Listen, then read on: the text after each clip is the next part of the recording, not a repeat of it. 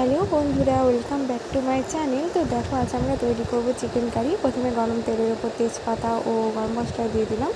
তো এবার দেখো, পরিমাণ মতো পেঁয়াজ কুচি দিয়ে দিলাম। তো পেঁয়াজ কুচিটা যতক্ষণ পর্যন্ত না একটু লালচে টাইপের হচ্ছে, ততক্ষণ অবধি পেঁয়াজটা আমাদের ভেজে নিতে হবে। তারপর আমাদের দেখো, দই ও মশলা মাখানো চিকেনটা আমরা ম্যারিনেট করা ছিল, সেটা আমরা দিয়ে দিয়েছি। এবার দেখো, কিছুক্ষণ আমাদের এই চিকেনটা নাড়াচাড়া করতে হবে। এবার দেখো, আমরা দিয়ে দিলাম পরিমাণ মতো ধনিয়া গুঁড়া। আর দেখো, এবার আমরা দিয়ে দেবো জিরে গুঁড়ো। পরিমাণ মতো জিরে গুঁড়ো দিয়ে দেওয়ার পরে আমাদেরকে আবার বেশ কিছুক্ষণ চিকেনটা নাড়াচাড়া করতে হবে। তো অল্প পরিমাণে হলুদ গুঁড়া দিয়ে দিলাম। তো দেখো, নাড়াচাড়া করলাম কিছুক্ষণ। নাড়াচাড়া করার পরে দেখো, একটু স্বাদ মতো লবণ দিয়ে দিলাম।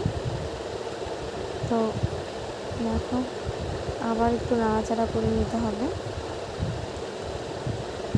দেখো, এবার আমরা একটু ঢাকা দিয়ে দেবো কিছুক্ষণের জন্য। দেখো, ঢাকাটা খোলার পরে আস্তে আস্তে কালারটা অনেকটাই চলে এসেছে। তো একটু স্বাদ মতো মিট মশলা দিয়ে দিলাম। আবার বেশ কিছুক্ষণ নাড়াচাড়া করতে হবে। এই চিকেনটাতে কিন্তু আমরা জল ব্যবহার করিনি। তো দেখো কীভাবে চিকেন কারিটা হচ্ছে।